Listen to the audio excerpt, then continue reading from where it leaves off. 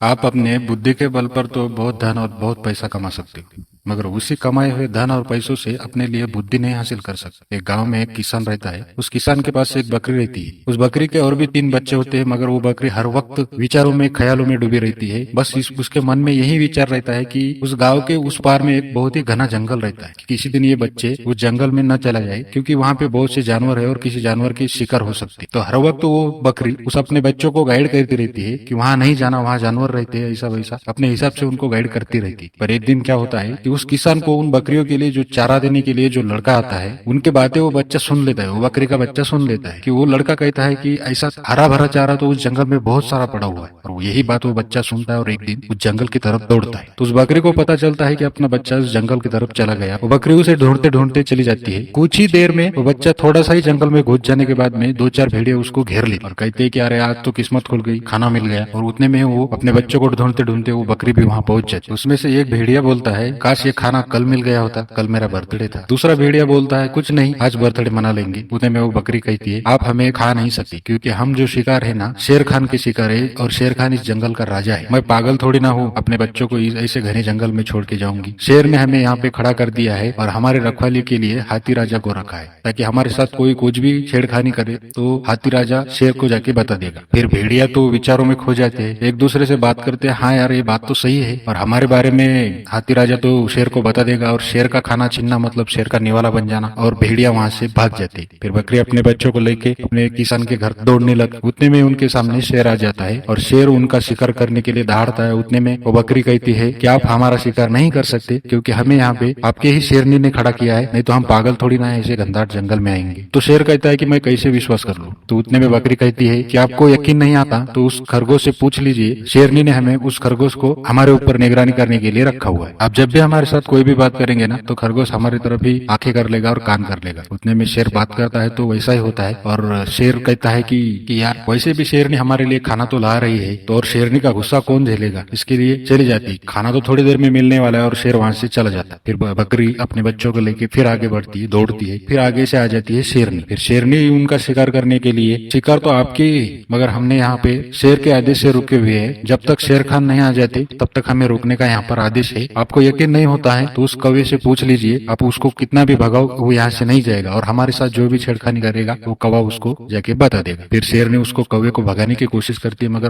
कौवा वहीं एक पेड़ से उठ जाकर दूसरे पेड़ बैठ जाता है। तो शेरनी सोचती है कि खाना तो हमें वैसे भी मिलने ही वाला है, क्यों ना हम अपनी गुफा में जाकर खाने का इंतजार करते हैं। और शेरनी वहां से चली जाती है। फिर बकरी अपने बच्चों के लिए जो दौड़ती है, जब तक अपने किसान का घर आंगन नहीं आता तब तक नहीं रुक। तो उसी बात से जाहिर होता है दोस्तों, भले हमारे पास धन कम हो, मगर बुद्धि जहाँ से ज्ञान मिलेगा वहां से प्राप्त करना चाहिए। क्योंकि बुद्धि के बल पर तो हम बहुत सारा धन कमा लेंगे, मगर अपने पास बहुत सारा धन होने से हम बुद्धि को हासिल नहीं कर सकते। अगर आपको वीडियो अच्छा लगा हो तो एक लाइक कर देना। अगर चैनल पे पहली बार आए हो तो चैनल को सब्सक्राइब कर लेना।